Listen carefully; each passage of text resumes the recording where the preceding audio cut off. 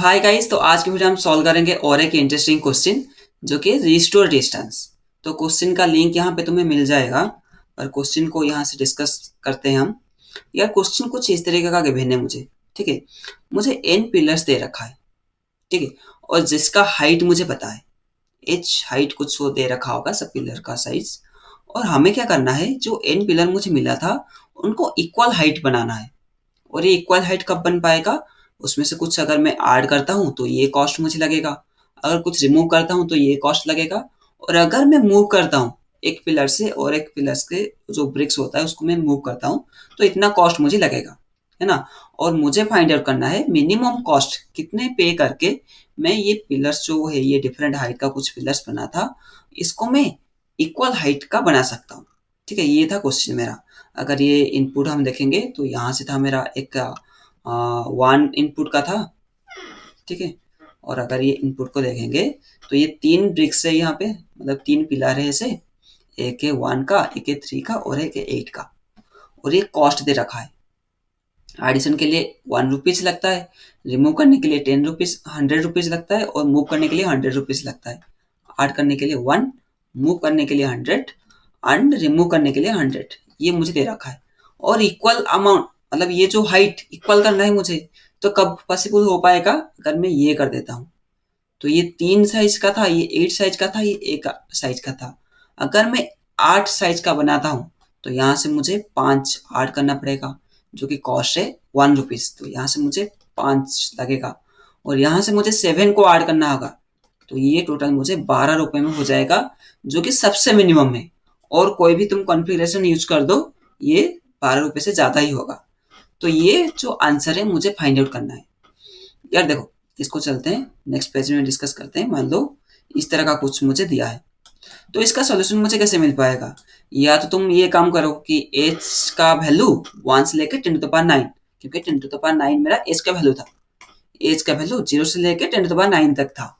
अगर मेरा h हो रहा है 10 टू द पावर 9 से लेके 0 तक, तो तुम एज का वैल्यू सब चेक कर लो कि 0 पुट करके देखो कितना कॉस्ट बन रहा है, 1 पुट करके देखो। ऐसे करते करते 10 टू द पावर 9 तक पुट करके देख सकते हो, और जो भी तुम्हें मिनिमम मिलेगा वो मेरा आंसर हो जाएगा, है ना। पर इससे कुछ बेटर अप्रोच है हमारे पास, देखते हैं। इसे कुछ बेटर अप्रोच से करेंगे, मतलब कॉम्प्लेक्सिटी कम करके कैसे करेंगे। यार देखो, मेरे पास एडिशन के लिए कॉस्ट दे रखा था, रिमूव करने के लिए कॉस्ट दे रखा था, और मूव करने के लिए कॉस्ट दे रखा था। और ये मूव क्या करता है, मूव ऑपरेशन करता क्या है, कहीं से तो एक रिमूव करता है और यहाँ से लेके ऐड करता है। मान लो ये कर रहा है, यहाँ से यहाँ तक मैंने मूव किया, तो ये ऑपरेशन क्या कर रहा है, पहले तो रिमूव कर रहा है देन ऐड कर रहा है। तो अगर ये दोनों सेम ऑपरेशन कर रहे हैं तो ये दोनों में से कौन सा चूज करना बेटर होगा, जो मुझे मेन कॉस्ट दे पाएगा। अगर मूव मुझे कम खर्चे में हो सकता है तो आर एंड ए क्यों लगाएंगे, रिमूव एंड आर कर देंगे ना मूव। और अगर मूव मेरा ज्यादा खर्चा हो रहा है तो रिमूव एंड ऐड कर देंगे। तो मिनिमम कॉस्ट मुझे कहां से मिलेगा, इन दोनों का मिनिमम होगा main and remove plus add. ये दोनों का मिनिमम जो होगा उसी से मेरा मिनिमम कॉस्ट भी आएगा, ठीक है। ये बात समझ में आ गया। तो चले चलते हैं कि कैसे करेंगे इसको। यार देखो, मैं ना पहले तो कैलकुलेट करते हैं कॉस्ट कैसे निकलेगा। मान लो मैं ये बोल रहा हूँ कि अगर मेरा हाइट ये होता है, अगर मैं ये हाइट बना देता हूँ, पता नहीं ये हाइट क्या है, पर मैं सिर्फ एज से डिनोट कर रहा हूँ, ठीक है। अगर मेरा ये हाइट एज हाइट का बना तो ये मुझे सबसे मिनिमम वैल्यू देगा, ऐसे एज्यूम कर लिया मैंने। अगर हाइट एज है तो मुझे सबसे मिनिमम कॉस्ट मिलेगा। तो ये कॉस्ट कैलकुलेट कैसे होगा, जितने ब्रिक्स को हम ऊपर से नीचे लाए हैं या कुछ ऐड किए होंगे या फिर रिमूव किए होंगे, तो उसको कैलकुलेट करते हैं कॉस्ट को। तो यार देखो, ये जो स्पेस था ना, जब ये हाइट का बनेगा, ये जो स्पेस था इसको भरना पड़ेगा, ठीक है। इसको तो हम फिल करना पड़ेगा ये स्पेस को। और ये ऊपर वाला ये जो है इसको रिमूव करना पड़ेगा। और ये remove and addition and move, ये दोनों में से जो छोटा होगा उसको कर देंगे। मान लो ये जो छोटा होगा उसको मैंने न्यू एम बोल देता हूँ, न्यू मूव बोल देता हूँ। ये मूव अगर आप भी करेंगे तो सबसे मिनिमम कॉस्ट में हो जाएगा, ये दोनों का मिनिमम यहाँ पे स्टोर हुआ है।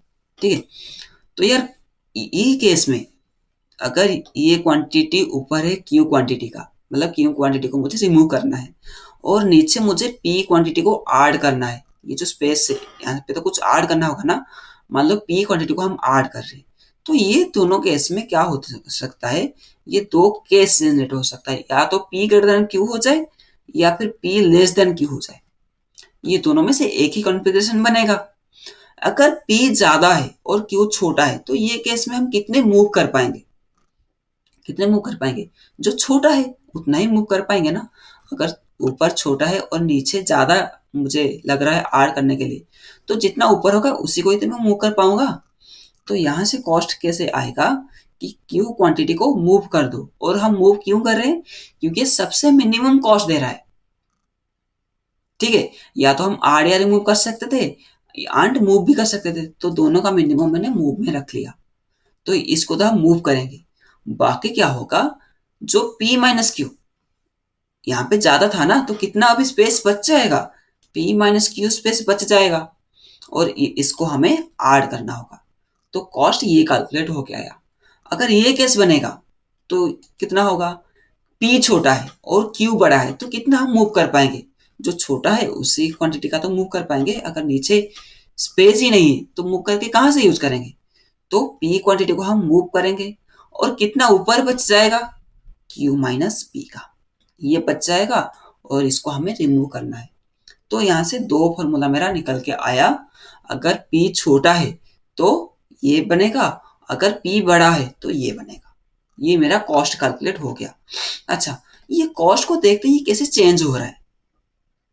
ठीक है, ये कॉस्ट कैसे चेंज हो रहा है, तो इसको हटा के मैं बस इसको देखते हैं, ये सबको हटा दिया मैंने।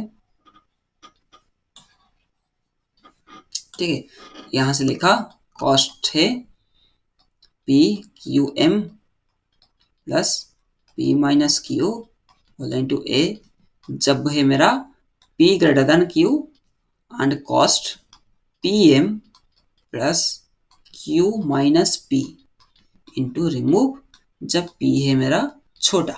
ये कॉस्ट है यार। ये कॉस्ट को थोड़ा देखते हैं।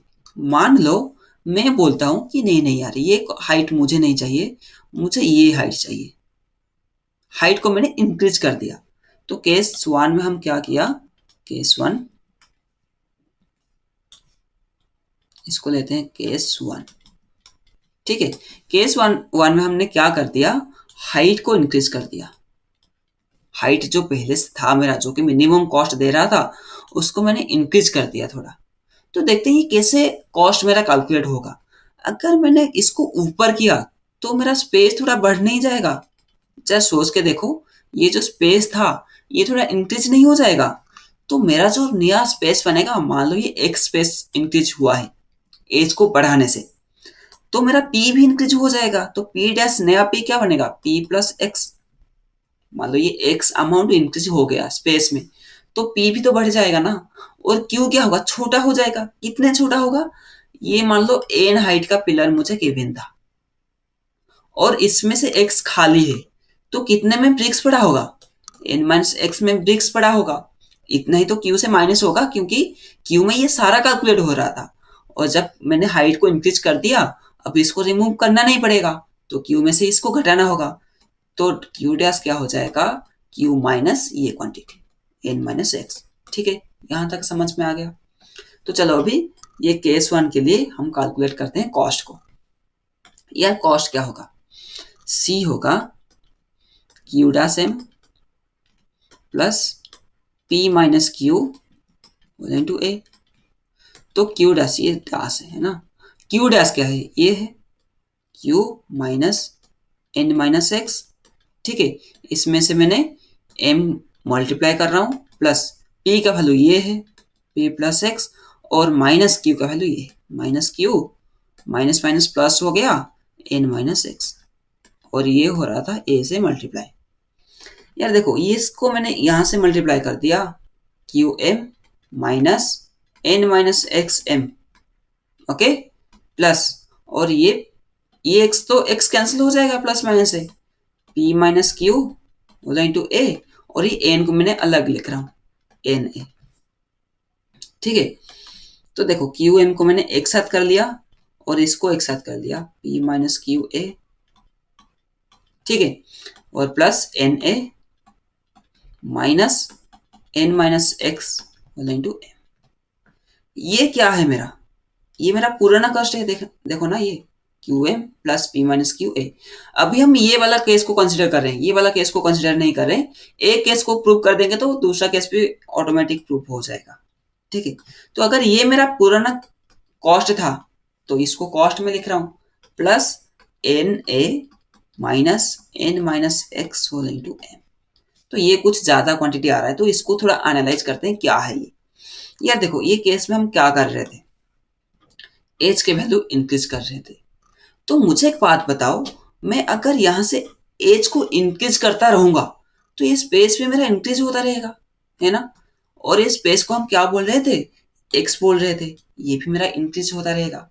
अगर एक्स एच इंक्रीज हो रहा है, एक्स इंक्रीज हो रहा है, ये एन माइनस एच का वैल्यू क्या होगा।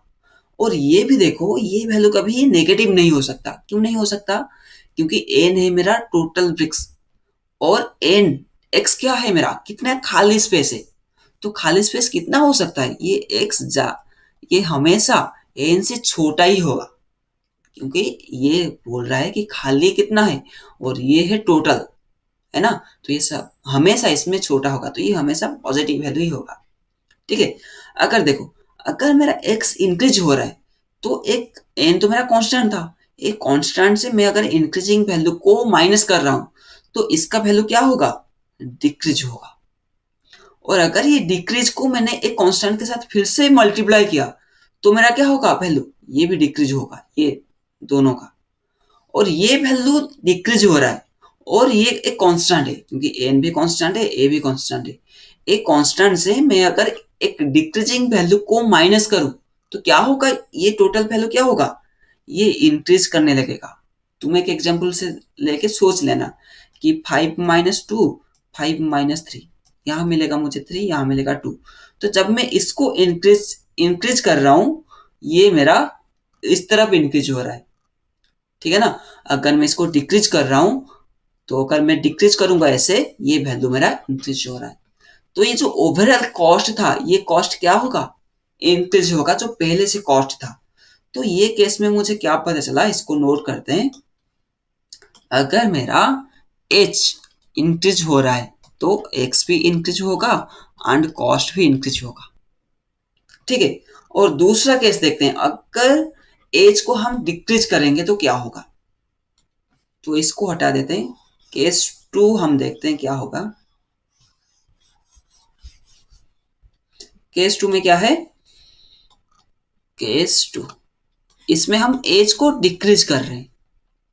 ठीक है, ये एज को मैंने मान लिया, नहीं नहीं यार ये मुझे नहीं चाहिए, एज मुझे यहां पे चाहिए, तो ये डिक्रीज होगा। डिक्रीज होने से जो स्पेस था ये भी डिक्रीज हो जाएगा, क्योंकि ये तो स्पेस में काउंट नहीं होगा ना, मुझे इस साइड तक बनाना है, तो ये सब स्पेस को मुझे फिल करना है। तो ये तो एग्री कर रहे हो कि स्पेस जो है ये p से x माइनस हो जाएगा, स्पेस डिक्रीज होगा। और q इंक्रीज होगा, q कितना इंक्रीज होगा, q plus n minus x, इतना इंक्रीज होगा। तो इस केस में मेरा वैल्यू क्या आएगा, मेरा जो न्यू कॉस्ट है ये कैसे चेंज होगा, इसको देखते हैं। तो कॉस्ट था मेरा q M plus P minus q a, ये था कॉस्ट।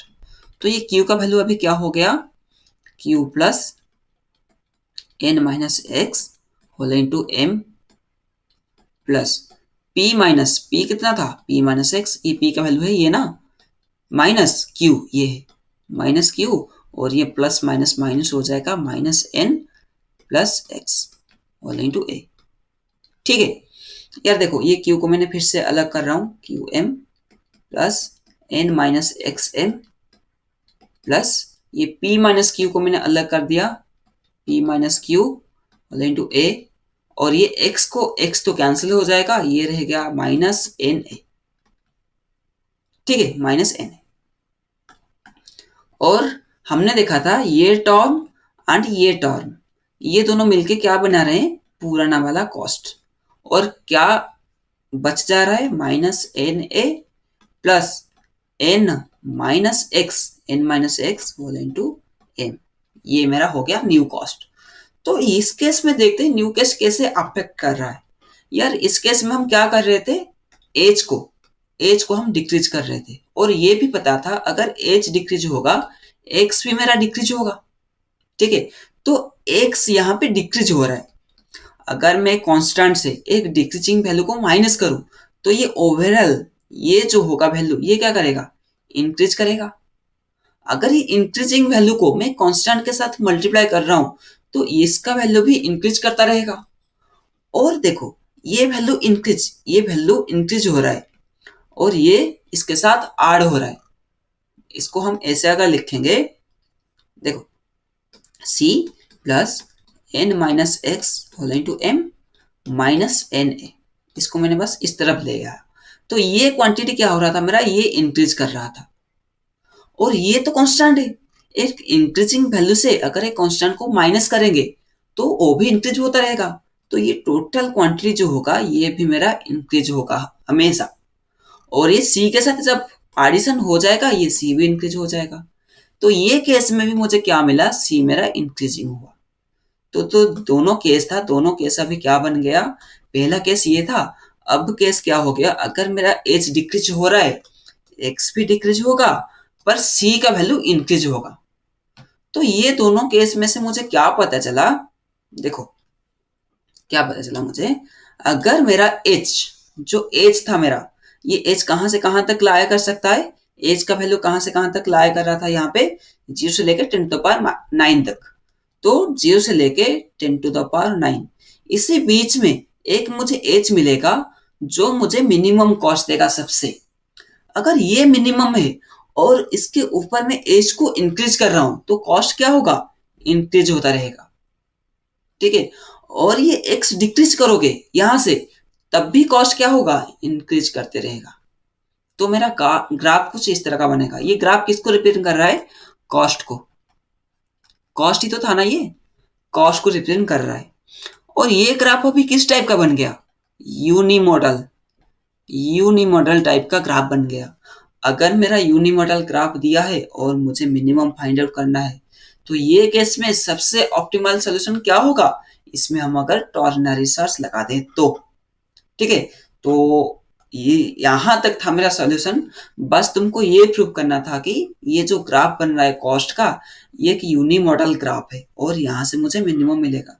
और इसके आगे हमें तो मिनिमम ढूंढना आता ही है टॉर्नरी सर्च यूज करके, 2-3 वीडियो से, मतलब बहुत सारा वीडियो से हम यही तो कर रहे हैं कि टॉर्नरी सर्च कैसे यूज करेंगे, यहाँ पे कैसे यूज करेंगे। लेफ्ट इसका क्या हो जाएगा, ये हो जाएगा लेफ्ट, ये हो जाएगा राइट, एंड मुझे हमेशा mid 1 and mid 2 find out करना है। और ये मिड 1 पे चेक करेंगे फंक्शन का वैल्यू कितना आ रहा है, मीन्स कॉस्ट कितना आ रहा है, और मिड 2 में फाइंड आउट करेंगे कॉस्ट कितना आ रहा है। उसी हिसाब से जो भी बड़ा होगा, अगर ये बड़ा है तो लेफ्ट को घटा के यहां तक ले आएंगे। ठीक है, अगर ये बड़ा हुआ राइट को घटा के यहां तक ले आएंगे। ऐसे करते करते करते करते लेफ्ट राइट एक दिन ये पोजीशन तक आ जाएंगे और ये हो जाएगा मेरा मिनिमम।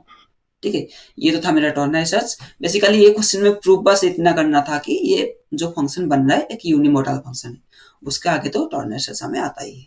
ठीक है, तो चलो इसका फिर सोल्यूशन बनाते हैं। क्या है, क्या क्या मुझे इनपुट मिलेगा, पहले तो एन मिलेगा। एन किसको रिप्रेजेंट कर रहा है, नंबर ऑफ क्या था यहाँ पे पिलर्स का, और ए कर रहा है एडिशन का कॉस्ट, रिमूव का कॉस्ट एंड मूव का कॉस्ट, और मुझे उसके बाद हाइट सबका मिल जाएगा। ठीक है, तो यार इसको कोड करते हैं।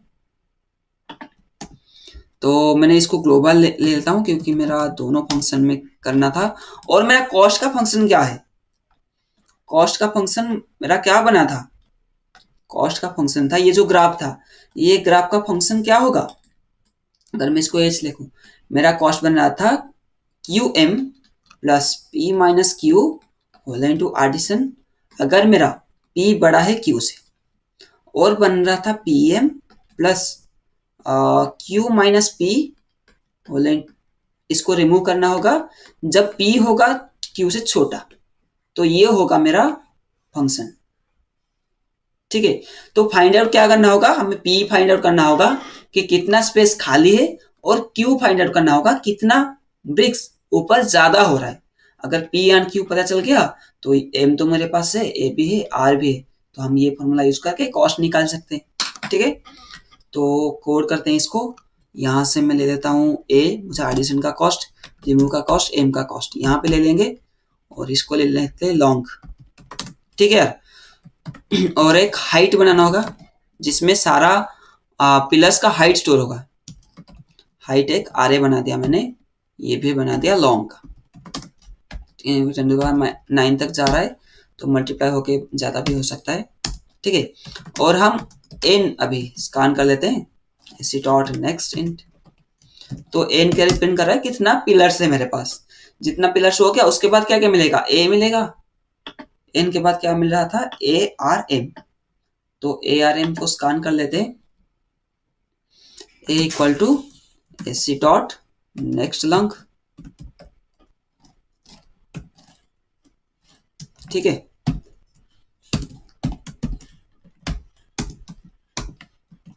और ए के बाद क्या मिलेगा मुझे, R equal to AC dot next long, और उसके बाद मिलेगा मुझे एम।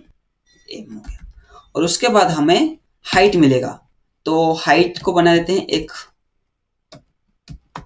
हाइट क्या हो जाएगा, एक न्यू आरे बना देते हैं लॉन्ग टाइप का, एन साइज का आरे बना दिया मैंने यहाँ पे, और लूप लगा के ये आरे को फिल कर लेंगे। I equal to 0, I less than N and I plus plus, और ये हाइट में स्टोर हो जाएगा। इसको मैक्सिमाइज कर लेते हैं, तो ये हो जाएगा height of i equal to AC dot next long. तो ये तो था मेरा बस इनपुट। उसके बाद हमने क्या डिसाइड किए थे, मिनिमम किसको लेंगे, move and add and remove, ये दोनों के बीच में जो मिनिमम होगा उसको हम मूव मान लेंगे।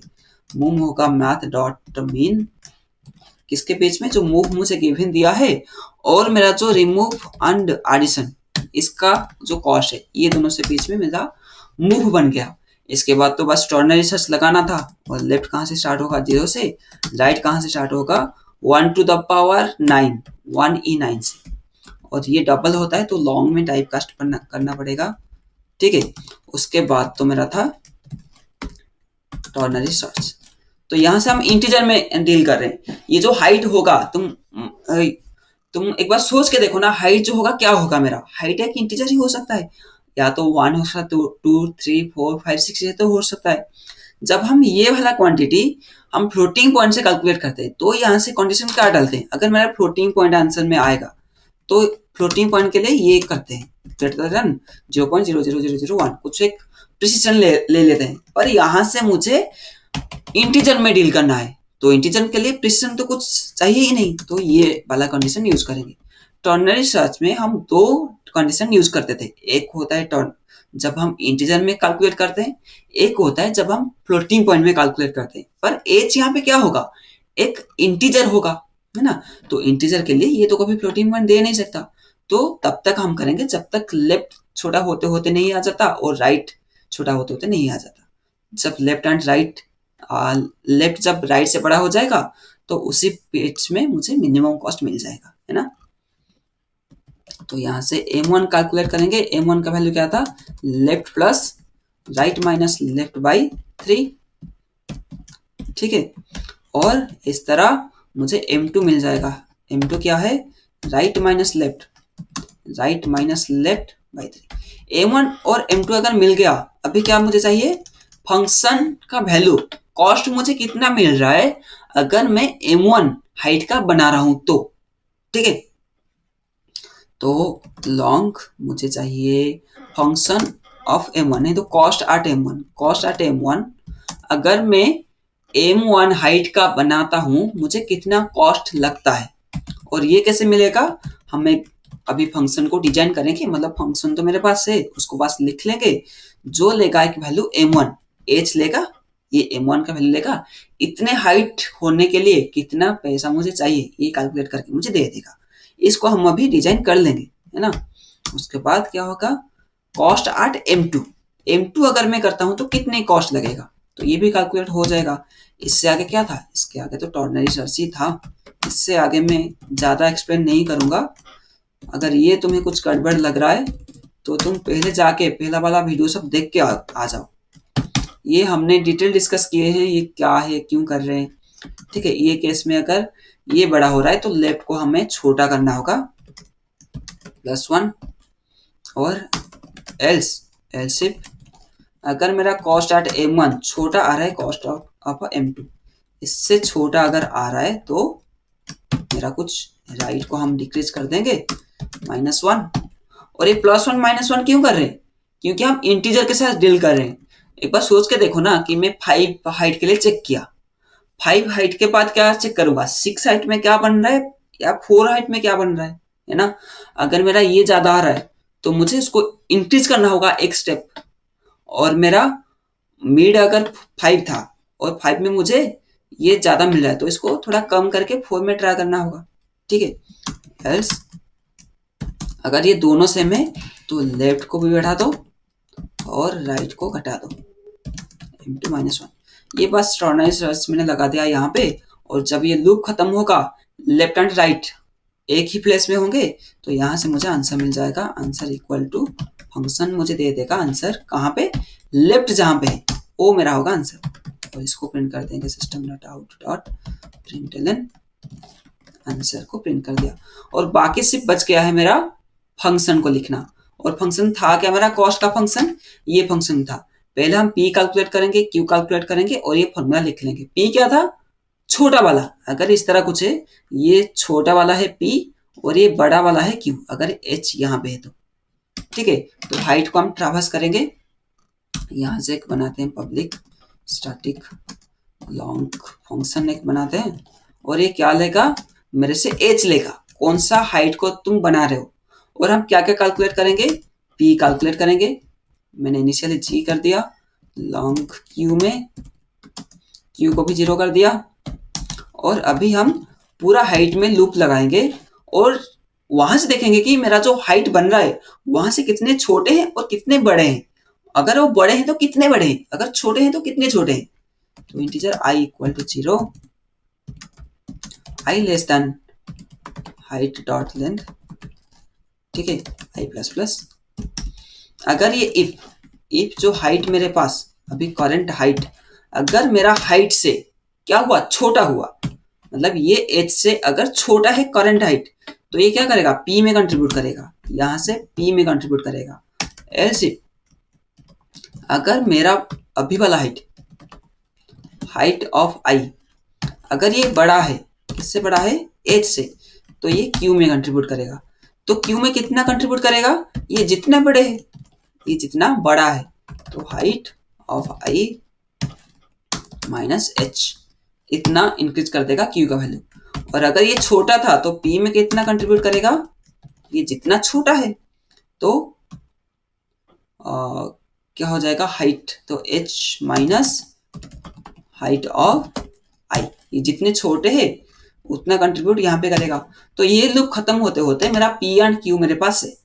तो ये p एंड q अगर मेरे पास है, यहाँ से दो कंडीशन बन रहा था, एक अगर p माइनस p बड़ा है ये फॉर्मूला होगा, अगर p छोटा है तो ये फॉर्मूला होगा। तो मैंने लॉन्ग कॉस्ट ले लिया, cost equal to 0 if p greater than equal to q, ये होगा, नहीं तो एल्स क्या होगा, कॉस्ट कुछ अलग होगा। अगर p ग्रेटर देन q होता है, ठीक है, तो क्या होगा, कॉस्ट मेरा कैसे कैलकुलेट होता है, q into m plus p minus q into r division करना पड़ेगा। और अगर ये केस होता है तो कॉस्ट कैसे आएगा, p को तो मूव कर दो, p into move plus q minus p into remove, इतना मुझे रिमूव करना पड़ेगा। तो ये कॉस्ट को हम रिटर्न कर देंगे, रिटर्न कॉस्ट। यार देखो हमने क्या क्या किया यहाँ पे, ये तो पहले जो इनपुट था मेरा, तो मैंने यहाँ से इनपुट उठाया, इनपुट उठाने के बाद ये तो इनपुट हो गया यहाँ तक, और हमने डिसाइड किए थे मूव तभी करेंगे ये दोनों का मैक्सिमम जो होगा, क्योंकि ये दोनों सेम ऑपरेशन परफॉर्म कर रहे हैं। और उसके बाद हमने लेफ्ट एंड राइट डिसाइड किए, और उसके बाद तो ये टॉर्नरी सर्च था। ठीक है, यह तो कुछ था ही नहीं। और मेरा फंक्शन क्या बन रहा था, मुझे P and Q find out करना था और यहाँ से मैंने P and Q find out कर दिया। कैसे? मेरा हाइट अगर एच से छोटा है तो पी में ये ऐड होगा, अगर ये हाइट जो मैं हाइट चाह रहा हूँ इससे बड़ा है, ये जे नहीं, अगर ये हाइट से बड़ा है तो ये क्यू में ऐड हो जाएगा। अगर पी एंड क्यू मिल गया तो दो ही केस हो सकता है, या तो पी बड़ा हो जाए या फिर छोटा हो जाए। तो पी बड़ा होगा तो ये फॉर्मूला हम डिराइव किए थे, और क्यू छोटा होता है मतलब बड़ा होता है तो ये फॉर्मूला डिराइव किए थे। तो कोड तो सही लग रहा है, तो रन करके देखते हैं। कुछ गड़बड़, कुछ एरर, एल्स इफ कुछ स्पेलिंग मिस्टेक हो गया। कहाँ से? 57 एल्स इफ है ना, एल्स। ठीक है, और कुछ? अच्छा, एल, एल इसको हम डिक्लेयर करना था, लॉन्ग एल, लॉन्ग आर। ठीक है, एक्सेप्ट तो हो रहा है, रन करके देखते हैं क्या वैल्यू दे रहा है मुझे। यहाँ पे भी एक्सेप्ट हो रहा है, तो ये कोड को लेके एक बार यहाँ पे सबमिट कर देना। यहाँ पे थोड़ा टेस्ट केस ज्यादा होता है तो हमें ये पता चल जाएगा कि मेरा कोड सही है या नहीं। तो प्रॉब्लम चूज करते हैं, कौन सा प्रॉब्लम था, रिस्टोर डिस्टेंस, और यहाँ पे पेस्ट, सबमिट। वेट करते हैं क्या ये एक्सेप्ट होगा। तो देख लेना यार, ये एक्सेप्ट हो जाएगा मेरे हिसाब से, तो एक्सेप्ट होना चाहिए। हाँ, एक्सेप्ट तो हो गया।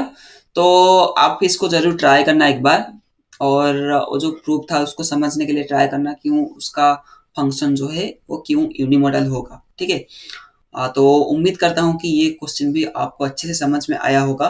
तो मिलते हैं कुछ नेक्स्ट वीडियो में, वहाँ पे कुछ इंटरेस्टिंग टॉपिक और कुछ डिस्कस करेंगे और कुछ नया टॉपिक स्टार्ट करेंगे उसके बाद। ठीक है, तो फिर मिलते हैं नेक्स्ट वीडियो में, तब तक के लिए बाय बाय।